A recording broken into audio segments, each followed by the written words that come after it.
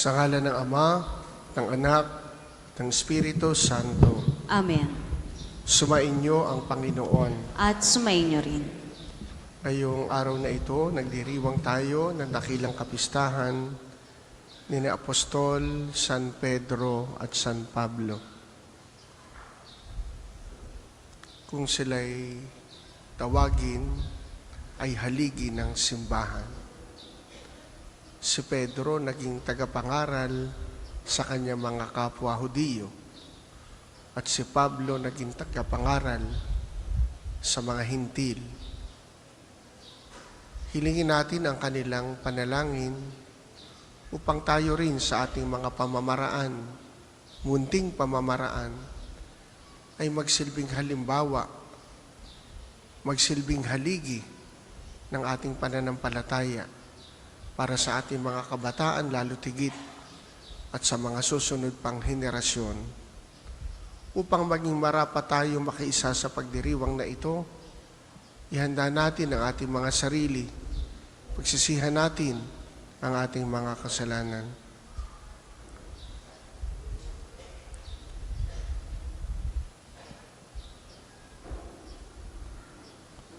Sinugong tagapagpagaling sa mga nagsisisi, Panginoon, kaawaan mo kami. Panginoon, kaawaan mo kami. Dumating na tagapag-anyayang mga makasalanay magsisi, Kristo, kaawaan mo kami. Kristo, kaawaan mo kami. Nakaluklo ka sa kanan ng Diyos Ama para ipamagitan kami. Panginoon, kaawaan mo kami. Panginoon, kaawaan mo kami. Kaawaan tayo na makapangyarihang Diyos. Patawarin tayo sa ating mga kasalanan at patnubayan tayo sa buhay na walang hanggan. Amen. Papuri sa Diyos sa kaitaasan. At sa lupa'y kapayapaan Sa mga taong kinalulugan niya, pinupuri ka namin, inarangal ka namin, sinasamba ka namin, pinupuri ka namin, pinasasalamatan ka namin, dahil sa dakila mong aking kapurihan. Panginoon Diyos, Hari ng langit, Diyos amang makapangyarihan sa lahat. Panginoong Jesucristo bugtong na anak, Panginoong Diyos, Kordero ng Diyos, anak ng Ama.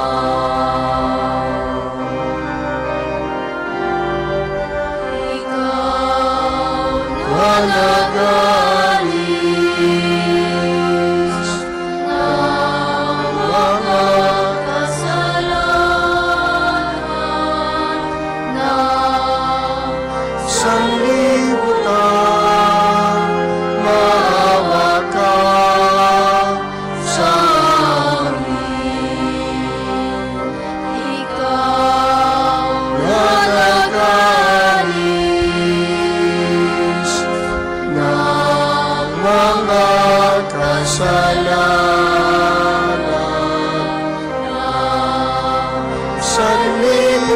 sanlibutan, tanggapin mo ang aming kahilingan.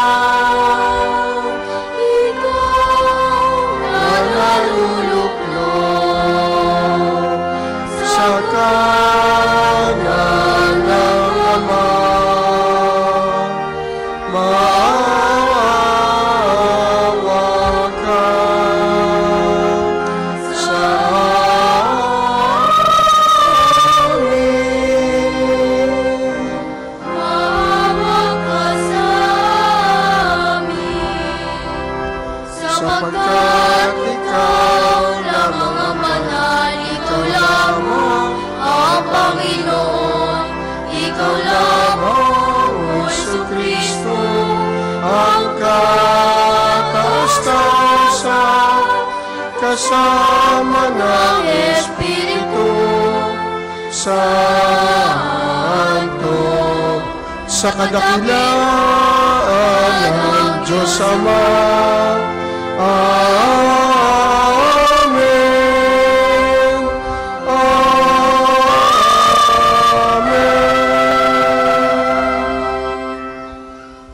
Manalangin tayo.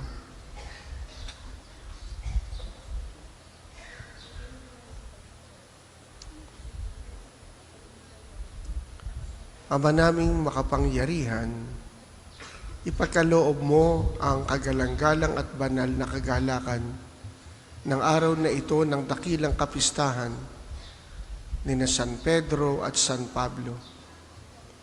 Pagbigyan mong masunod ng iyong sambayanan sa lahat ng larangan ang ipinamana ng mga pinagbuhatan ng simula ng relihiyon sa pamamagitan ni Hesukristo, kasama ng Espiritu Santo, magpasawalang hanggan. Amen.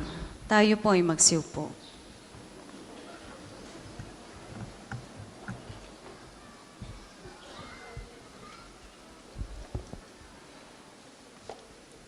Pagbasa mula sa mga gawa ng mga apostol. Noong mga araw na yon, sinimulang usigin ni Haring Herodes ang ilang kaanib na simbahan. Pinapagutan niya si Santiago, ang kapatid ni Juan. Nang makita niyang ito ay ikinalugod ng mga Hudyo, si Pedro naman, ang kanya ay pinadakip. Nangyari ito noong una, pista ng tinapay na walang libadura. Pagkadakip kay Pedro, ito ay kinrong at pinabantayan sa 4 na pangkat ng tiga-4 na kawal. Ang balak ni Herodes ay hirap siya sa bayan pagkatapos ng pista. Kaya't nanatiling nakabilanggo si Pedro. Samantala, siya'y taintin na pinananalangin ng simbahan. Gabi noon, si Pedro ay natutulog sa pagitan ng 2 kawal. Gapos siya ng 2 taningkala at may mga tao pa sa harap ng pinto ng bilangguan. Siya'y nakatakdang iharap ni Herodes sa bayan kinabukasan. Walang ano-ano'y lumitaw ang isang anghel ng Panginoon at nagliwanag na mabuti sa silid piitan. Tinapik niya sa tagiliran si Pedro at ginising. Bumangong ka, dali, wika ng anghel. Pagdakay nakalag ang mga tanikala sa kanyang mga kamay. Magbigkis ka at magsuot ng panyapak, sabi ng anghel. Gayon nga ang kanyang ginawa. Sinabi pa sa kanya ng anghel, magbalabal ka at sumunod sa akin. Lumabas naman si Pedro at sumunod sa kanya. Ngunit hindi niya alam kung tunay ang nangyayari. Ang akala niya ay nananaginip lamang siya. Nakalampas sila sa una at pangalawang bantay. Nakarating sila sa pintuang bakal, nalabasan patungo sa lungsod. Ito'y kusang nabuksan at lumabas sila. Pagkaraan nila sa isang kalye, biglang nawala ang anghel. Naliwanagan ni Pedro ang nangyari kaya't sinabi niya, ngayon ko natiyak na totoo palang lahat. Sinugo ng Panginoon ang kanyang anghel at iniligtas ako sa kamay ni Herodes at sa inaasahan ng mga Hudyo na mangyayari sa akin. Ang salita ng Diyos. Salamat sa Diyos.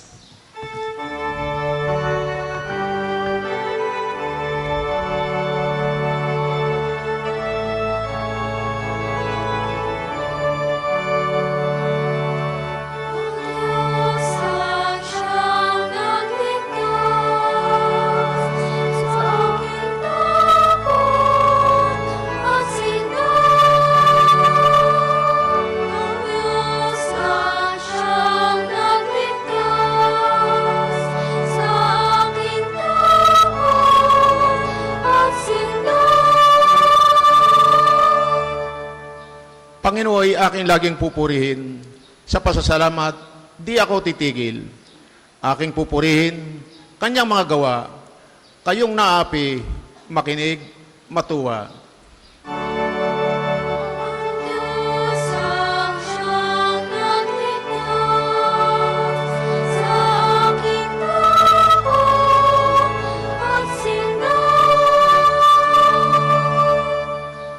ang pagkadakila niya ay ihayag, at ang alin niya ay purihin ng lahat. Ang aking dalangin ay dininig ng Diyos, nawala sa akin ang lahat kong takot. Ang Diyos ang siyang nagligtas sa aking takot at Nagalak ang aping umasa sa Kanya, pagkat di nabigo ang pag-asa nila. Tumatawag sa Diyos ang walang pag-asa, sila'y niligtas sa hirap at dusa. Ang Diyos ang siyang nagligtas sa aking takot at Anghel yaong bantay sa may takot sa Diyos, sa mga panganib, sila'y kinukupkop. Ang galing ng poon, hanaping masikap, yaong nagtiwala sa Kanya'y nagligtas, ay may tuturing na taong mapalad. Ang Diyos ang siyang nagligtas sa aking takot at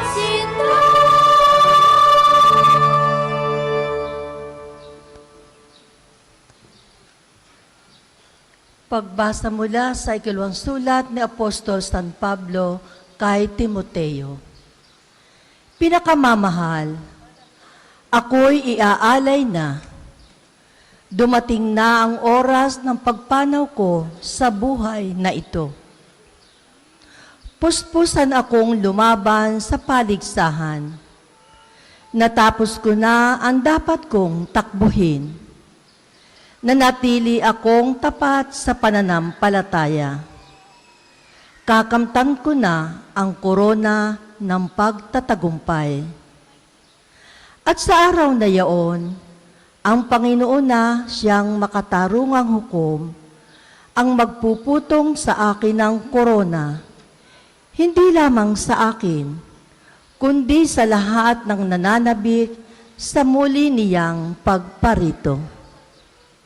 Ngunit pinatnubayan ako ng Panginoon at binigyan ng lakas upang mapaihayag sa mga hintil ang salita.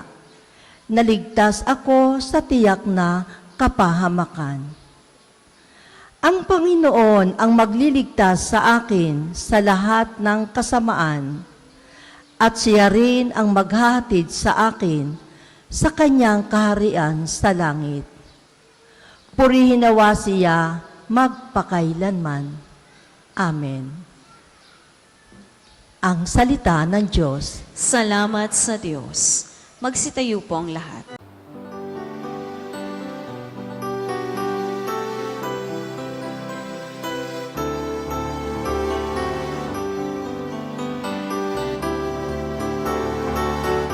Aleluya, aleluya, aleluya,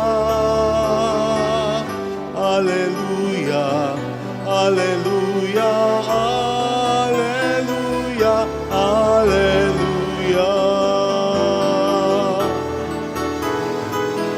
Aleluya, aleluya, aleluya.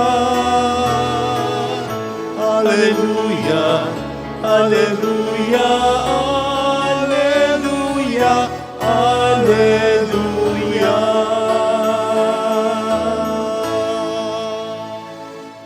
Sumainyo ang Panginoon. At sumainyo rin. Ang mabuting balita ng Panginoon ayon kay San Mateo. Papuri sa iyo, Panginoon. Dumating si Jesus sa lupain ng Cesarea ng Filipos. Tinanong niya ang kanyang mga alagad, sino raw ang anak ng tao ayon sa mga tao? At sumagot sila. Ang sabi po ng ilan ay si Juan Bautista kayo. Sabi naman ng iba, si Elias kayo. At may nagsasabi pang si Jeremias kayo o isa sa mga propeta. Kayo naman, ano ang sabi ninyo? Sino ako? Tanong niya sa kanila. Sumagot si Simon Pedro, "Kayo po ang Kristo, ang anak ng Diyos na buhay." Sinabi sa kanya ni Jesus, "Mapalad ka, Simon na anak ni Jonas, sapagkat ang katotohanan ito'y hindi inihayag sa iyo ng sino mang tao, kundi ng aking amang nasa langit. At sinasabi ko naman sa iyo, ikaw ay Pedro, at sa ibabaw ng batong ito ay itatayo ko ang aking simbahan, at hindi makapananaig sa kanya kahit ang kapangyarihan ng kamatayan. Ibibigay ko sa iyo ang mga susi ng kaharian ng langit. Ang ipagbawal mo sa lupa ay ipagbabawal sa langit, at ang ipahintulot mo sa lupa ay ipahihintulot sa langit."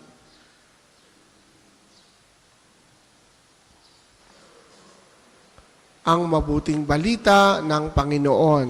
Pinupuri ka namin, Panginoong Heso Kristo. Tayo po ay magsiupo. Paano naging haligi ng simbahan sina Pedro at Pablo? Kung ating titingnan ang kanilang nakaraan, parang hindi ka panipaniwala. Parang mahirap pagkatiwalaan ang mga taong ito. Si Pedro ay isang mangingisda. At alam natin ang kanyang personalidad, may pagkamapusok. Pabigla-bigla, padagos-dagos. At dumating ang sandali, kanyang itinatwa ang Panginoon. Subalit siya ang pinagkatiwalaan ng Panginoon. Itong si Pablo, na dati Saulo, ay tagapag-usig ng mga Kristiyano. Galit siya sa mga naniniwala kay Kristo. Subalit siya ang tinawag at pinagbago ng Panginoon. Paano nangyari na ang dalawang ito ay naging haligi ng simbahan? Ang kanilang pagiging haligi ay hindi dahil sa kanila. Hindi dahil sa kagagawa nila. Hindi dahil magaling sila. Hindi dahil sila ang karapat-dapat. Simple lang ang paliwanag. Sila ang tinawag, sila ang pinili ng Panginoon. Sa kabila ng kung anong katangian, kahinaan, kalakasan, meron sila. Sila ang tinawag, sila ang pinili. Magandang itanong, anong nakita ng Panginoon sa dalawang ito? Anong nakita ng Panginoon kay Pedro? Anong nakita ng Panginoon kay Pablo?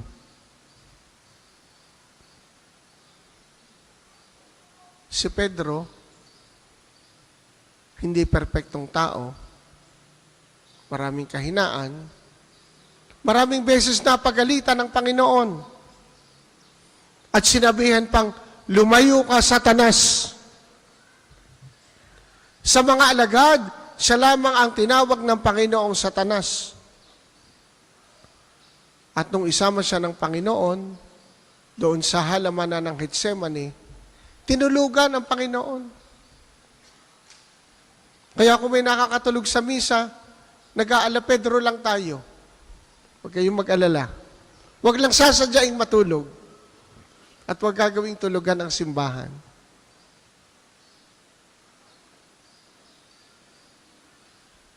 Anong nakita ng Panginoon kay Pedro? Sabi natin, hindi dahil sa kanilang kagagawan. Anong common sa dalawa? Malakas ang loob. Hindi takot. Hindi takot sa mga panganib. Nagkakamali, oo. Pero handang baguhin ang kanilang pagkakamali. Hindi takot sumubok sa mga hindi pa nasusubukan. Malakas ang loob. Yun ang common dun sa dalawa. May taglay na tapang. Hindi yung tapang na nakikipag-away, kundi tapang na marunong manindigan. Kaya nang tawagin ng Panginoon itong si Pedro, kasama ng kapatid niyang si Andres, anong sabi dun sa gospel? Agad nilang iniwan ang kanilang bangka at mga lambat at sumunod kay Jesus. Walang tanong-tanong, saan nyo kami dadalhin? Hindi nila tinimbang yung pros and cons. Kung kami susunod, ano mangyayari? Kung kami hindi susunod, ano magiging consequence? Immediately, they followed Jesus.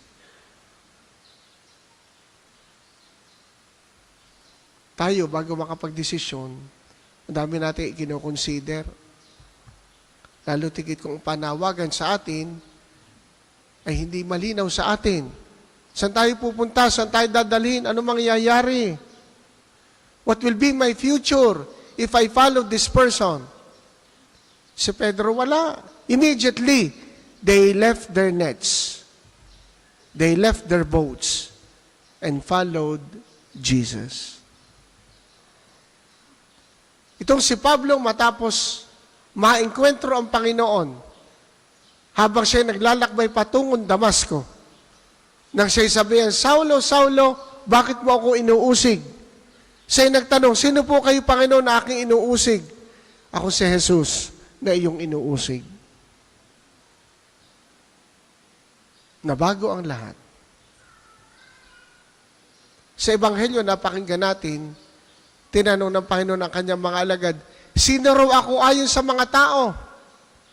Inalam ni Jesus ang opinyon tungkol sa kanya. Pero matapos magbigay ng mga opinyon ang mga alagad, batay sa kanilang naririnig sa mga tao, tinanong niya ang kanyang mga alagad, para sa inyo, sino ako? Sino nang sumagot? Si Pedro. Kayo po ang Kristo, ang anak ng Diyos na buhay. Ano naging salalayan ng Panginoon para sila'y tawagin, para sila'y piliin at ituring na haligi ng simbahan? Yung kanilang pakikipagkilala, yung kanilang ugnayan kay Jesus.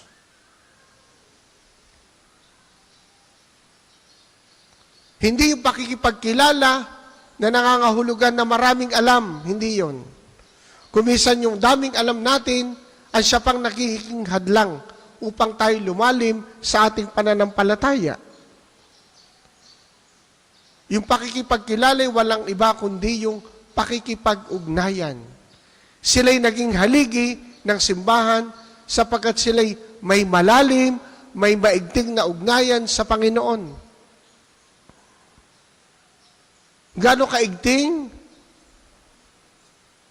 Handang mag-alay ng kanilang buhay kay Jesus. Paano nangyari umigting? Paano nangyaring lumalim ang ugnayan nila sa Panginoon? Sabi ni Pope Francis, the way to relate to Jesus deeper, better, is to follow Him. Totoo magandang aralin ang buhay ng Panginoon. Totoo magandang magbasa ng Biblia, kailangan natin yan. But that is not a guarantee that we will be closer to Jesus.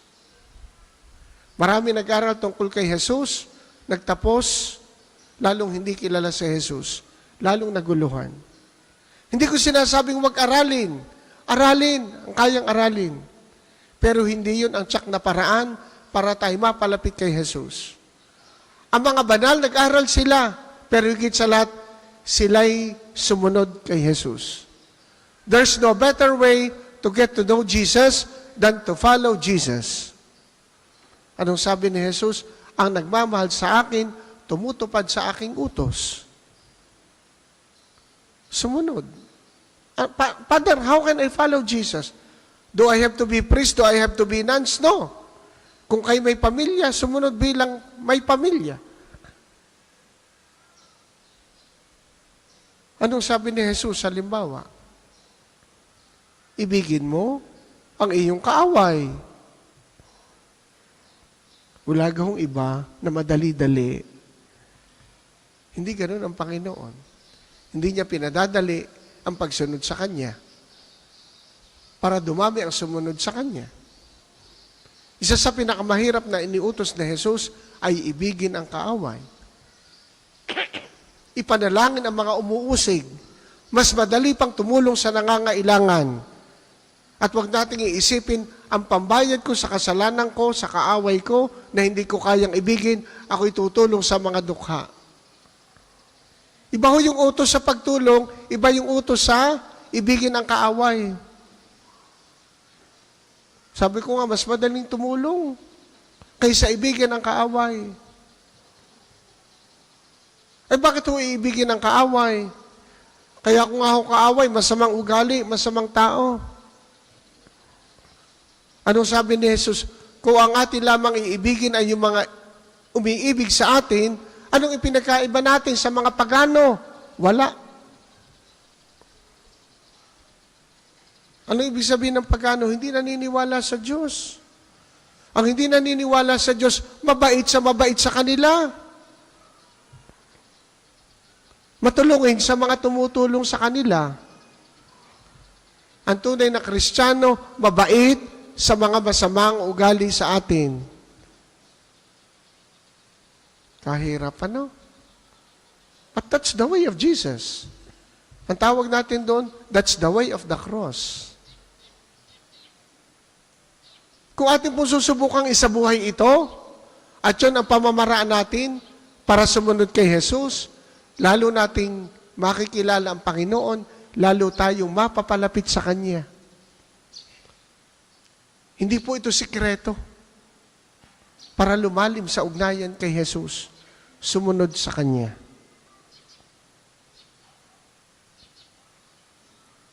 Kapag sinampal ka sa isang pisngi, iharap mo ang kabila. Ano ibig sabihin? Gawaan ng mabuti ang gumagawa sa atin ng masama. At yan ang ginawa ni Pedro, yan ang ginawa ni Pablo. Ilang beses nakulong si Pedro, ilang beses nakulong si Pablo. Kanila bang ipinagdasal na sana'y mamatay na yung nagpakulong sa kanila? Hindi. Ginawan pa nila ng mabuti. Tinulungan pa nila. In the process, lalo nilang naipakilala si Jesus. Kaya mga kapatid, sikapin natin, talaga namang mahirap na lalo pa nating sundin ang utos ni Jesus. Upang bunga nito, dulot nito, lalo natin siyang makilala at lalong lumalim ang ugnayan natin sa Kanya. At doon tayo magiging haligi in our own little ways. Kailangan po ngayon ng makabagong panahon ang mga haligi ng pananampalataya na pwede nilang kapitan, pwede nilang sandigan, dahil alam nilang matibay, hindi matitinag. Hilingin natin ang panalangin at tulong, halimbawa, ni na San Pedro at San Pablo, upang sila'y lalong magsilbing halimbawa, magsilbing haligi para sa atin. At matutunawa tayo sa kanilang ipinamulat at ipinamana sa atin. Sumasampalataya ako sa Diyos amang makapangyarihan sa lahat, na may gawa ng langit at lupa. Sumasampalataya ako kay Jesucristo, iisang anak ng Diyos, Panginoon nating lahat. Nagkatawang tao siya lalang ng Espiritu Santo, pinanganak ni Santa Maria Birhen, pinagpakasakit ni Poncio Pilato, ipinako sa krus na matay inilibing, Nanaog sa kinaroroonan ng mga yumao. Nang may 3 araw na buhay na maguli, makyat sa langit, naluluklok sa kanan ng Diyos amang makapangyarihan sa lahat. Doon nagmumulang paririto at huhukom sa nangabubuhay at nangamatay na tao. Sumasampalatay naman ako sa Diyos Espiritu Santo, sa banal na simbahang katolika, sa kasamahan ng mga banal, sa kapatawaran ng mga kasalanan, sa pagkabuhay na maguli ng nangamatay na tao, at sa buhay na walang hanggan. Amen. Nahayag sa atin ang kagitingan sa pananampalataya ni na Apostol San Pedro at San Pablo. Taimtim tayong dumalangin sa ating amang makapangyarihan upang hingin ang mga biyayang magpapatibay sa ating pananampalataya. Amang makapangyarihan, dinggin mo kami. Amang makapangyarihan, dinggin mo kami. Upang ang kagitingan sa pananampalataya ng mga apostol ay matularan nawa ng lahat ng mga mananampalataya, lalo't higit ng banal na Papa Leon, ng lahat ng mga obispo at mga pari, manalangin tayo. Amang makapangyarihan, dinggin mo kami. Upang sa buong daigdig ang kilalanin nawa ng sangkatauhan ay ang kapangyarihan ng Diyos na nag-aalay ng kapayapaan at kaligtasan. Manalangin tayo. Amang makapangyarihan, dinggin mo kami. Upang ang mga tiisin at pasakit ng ating mga kapwang dumaranas ng iba't ibang pangangailangang material at pang-espiritual, ay maibsan nawa at matugunan ng mga taong naglalaan ng sarili sa pagmamalasakit sa kapwa. Manalangin tayo. Amang makapangyarihan, dinggin mo kami. Upang sa ating pamayanan, mabigkis nawa tayo sa ating pananampalataya sa Diyos at palagi nawang maging handa tayong kumalinga sa ating kapwa. Manalangin tayo. Amang makapangyarihan, dinggin mo kami. Amang makapangyarihan, palakasin mo kami sa aming pananampalataya at maibahagi nawa namin ito sa aming pagkalinga, pagmamalasakit sa aming kapwa, sa pamamagitan ni Kristong aming Panginoon. Amen. Para po sa mga maghahandog ng sobre, pakihulog na lamang po sa buslo.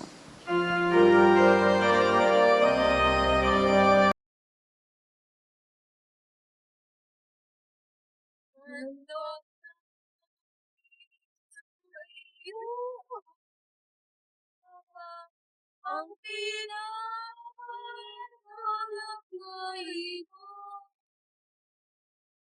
nakalok ng mayroong sa sumasapat na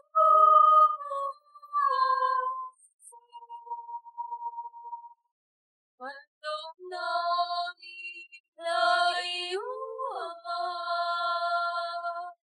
ang pinakahanap ito.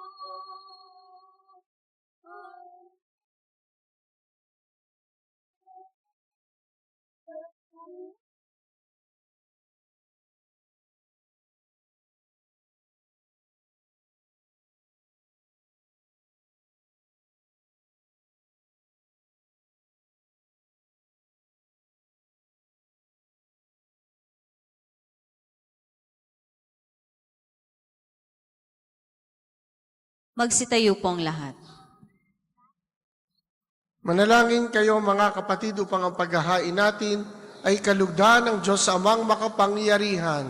Tanggapin nawa ng Panginoon itong paghahain sa iyong mga kamay, sa kapurihan niya at karangalan sa ating kapakinabangan at sa buong sambayanan niyang banal. Ama namin lumikha ang mga alay na aming inihahandog para sambahin ang ngalan mo, ay patnubayan nawa ng panalangin ng mga apostol na nagharap din nawa sa amin bilang mga nakatalaga sa iyo para ipagdiwang ang paghahain ito sa pamamagitan ni Hesukristo kasama ng Espiritu Santo magpasawalang hanggan. Amen.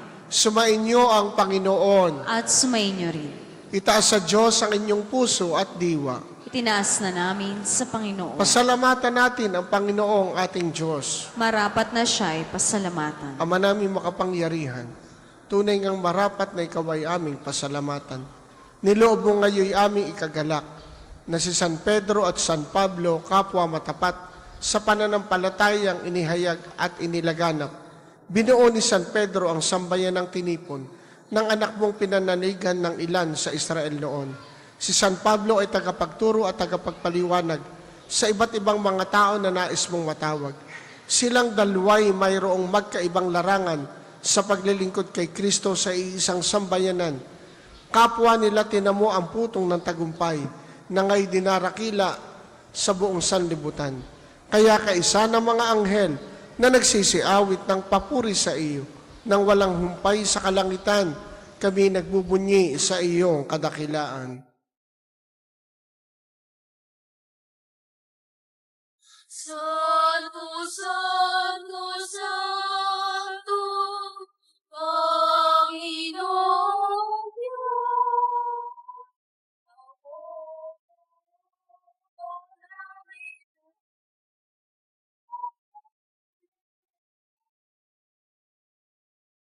Hosana, Hosana, Hosana sa kaitaasan. Hosana, Hosana, Hosana sa kaitaasan. Pinagpala ang naparirito sa ngalan ng Panginoon. Hosana, Hosana, Hosana sa kaitaasan. Hosana, Hosana, Hosana sa kaitaasan. Kung hindi po kayang lumuhod, ay manatili pong nakatayo ng may paggalang. Ama naming banal, ikaw ang bukal ng tanang kabanalan. Kaya't sa pamamagitan ng iyong Espiritu, gawin mong banal ang mga kaloob na ito upang para sa amin ay maging katawan at tugo ng aming Panginoong Hesukristo. Bago niya pinagtiisang kusang loob na maging handog, kinuha niya ang tinapay, pinasalamatan kaniya, pinaghati-hati niya yon, ibinigay sa kanyang mga alagad at sinabi, "Tanggapin ninyong lahat ito at kanin. Ito ang aking katawan na ihahandog para sa inyo."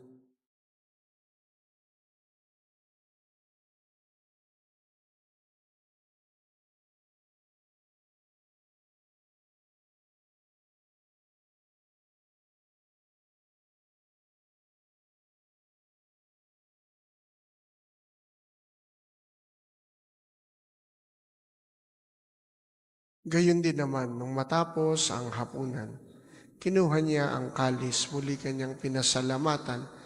Ibinigay niya ang kalis sa kanyang mga alagad at sinabi, "Tanggapin ninyong lahat ito at inumin.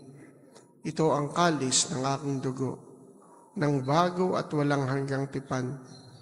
Ang aking dugo na ibubuhos para sa inyo at para sa lahat, sa ikapagpapatawad ng mga kasalanan. Gawin ninyo ito sa pag-alala sa akin."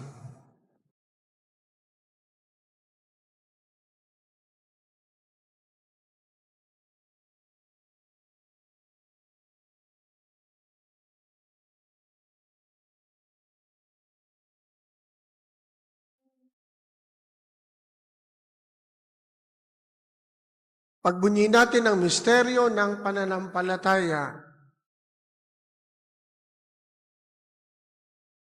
Si Kristo ay gunitahin.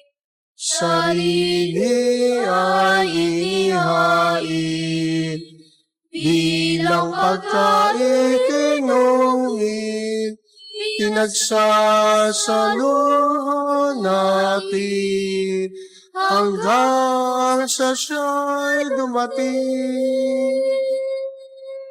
Ama, ginagawa namin ngayon ang pag-alala sa pagkamatay at muling pagkabuhay ng iyong anak. Kaya tiniaalay namin sa iyo ang tinapay na nagbibigay buhay at ang kalis na nagkakaloob ng kaligtasan. Kami nagpapasalamat dahil kami iyo minarapat na tumayo sa harap mo para maglingkod sa iyo. Isinasamo namin kaming magsasalo-salo sa katawan at dugo ni Kristo ay mabuklod sa pagkakaisa sa pamamagitan ng Espiritu Santo. Ama, lingapin mo ang iyong simbahang laganap sa buong daigdig. Puspusin mo kami sa pag-ibig. Kaisa ni Leon, 14 na aming Papa at ni Gilbert na aming Obispo at ng Tanang Kaparian. Alalahanin mo rin ang mga kapatid naming nahimlay na may pag-asang sila'y muling mabubuhay. Gayun din ang lahat ng mga pumanaw. Kaawaan mo sila at patuloyin sa iyong kaliwanagan. Kaawaan mo at pagindapatin kaming lahat na makasalo sa iyong buhay na walang wakas. Kaisa ng mahal na Birheng Maria na ina ng Diyos, ni San Jose na kanyang esposo. Kaisa ng mga apostol, lalo't higit ni na Pedro at Pablo, ni Santo Padre Pio at ang lahat ng mga banal na namuhay dito sa daigdig ng kalugod-lugod sa iyo. May pagdiwang dawa namin ang pagpupuri sa ikararangal mo sa pamamagitan ng iyong anak na aming Panginoong Hesukristo. Sa pamamagitan ni Kristo, kasama niya at sa Kanya, ang lahat ng parangal at papuri ay sa iyo. Diyos amang makapangyarihan, kasama ng Espiritu Santo, magpasawalang hanggan.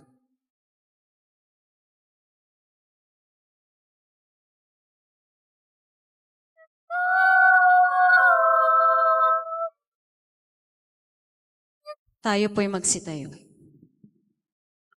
Sa tagubili ng mga nakagagaling na utos sa turo ni Jesus, na Panginoon natin at Diyos, ating dasalin ng lakas loob. Ama namin, sumasalangit ka, sambahin ang ngalan mo, mapasa amin ang kaharian mo, sundin ang loob mo dito sa lupa para ng sa langit. Bigyan mo kami ngayon ng aming kakanin sa araw-araw, at patawarin mo kami sa aming mga sala, para ng pagpapatawad namin sa nagkakasala sa amin. At huwag mo kaming ipahintulot sa tukso, at iadya mo kami sa lahat ng masama. Hinihiling namin kami iadya sa lahat ng masama. Pagkalooban ng kapayapaan araw-araw, iligtas sa kasalanan, at ilayo sa lahat ng kapahamakan samantalang aming pinananabikan ang dakilang araw ng pagpapahayag ng tagapagligtas naming si Heso Kristo. Sapagkat iyo ang kaharian, ang kapangyarihan at ang kapurihan, magpakailanman. Amen. Panginoong Heso Kristo, sinabi mo sa iyong mga apostol, kapayapaan ang iniiwan ko sa inyo. Ang aking kapayapaan ang ibinibigay ko sa inyo. Tunghayan mo ang aming pananampalataya at huwag ang aming mga pagkakasala. Pagkalooban mo kami ng kapayapaan at pagkakaisa, ayon sa iyong kalooban, kasama ng Espiritu Santo, magpasawalang hanggan. Amen. Ang kapayapaan ng Panginoon naway laging sumainyo. At sumainyo rin. Magbigayan kayo ng kapayapaan sa isa't isa.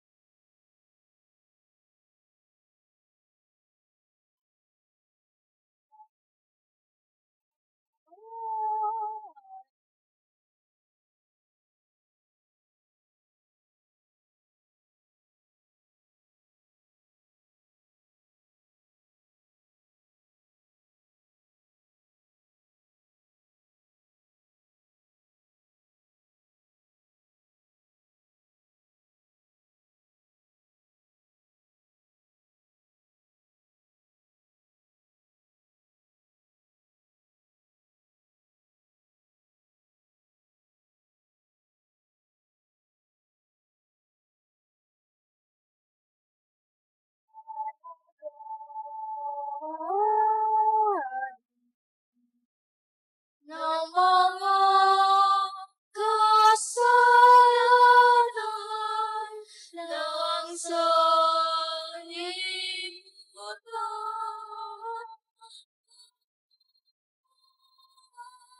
Sa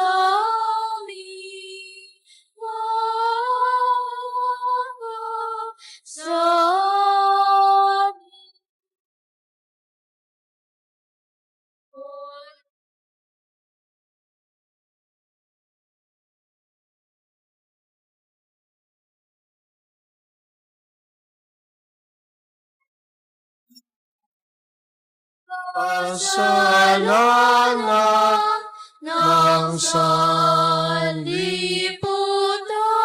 ipagkaloob sa ilang kapayapaan.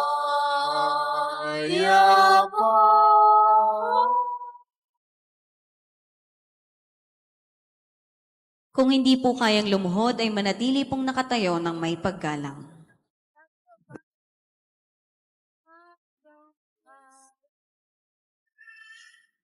Ito si Jesus ang siyang tumawag at humirang kina Pablo at Pedro upang maging haligi ng simbahan.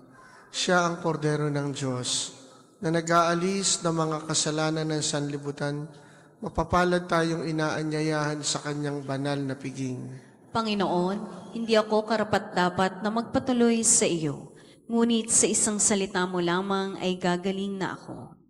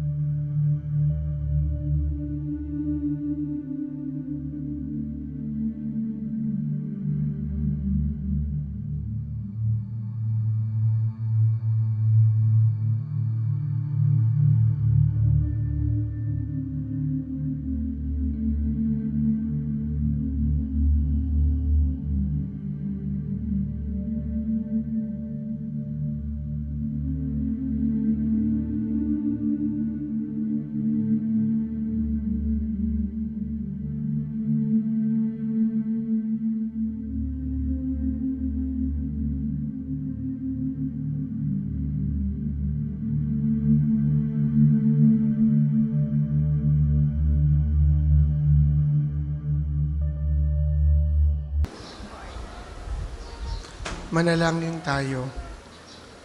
Ama naming mapagmahal, kaming pinapagsalo mo sa banal na pakikinabang, ay makapamuhay nawa bilang iyong sambayan ang nananatili sa itinuro ng mga apostol sa paghati-hati ng tinapay, nagkakaisa ng damdamin at isipan, at pinatatatag ng iyong pagmamahal sa pamamagitan ni Hesukristo, kasama ng Espiritu Santo magpasawalang hanggan. Amen. Sumainyo ang Panginoon At sumainyo rin. at pagpalain kayo ng makapangyarihang Diyos, Ama, Anak at Espiritu Santo. Amen. Tapos ng ating pagdiriwang, humayo kayong taglay ang kapayapaan. Salamat sa Diyos.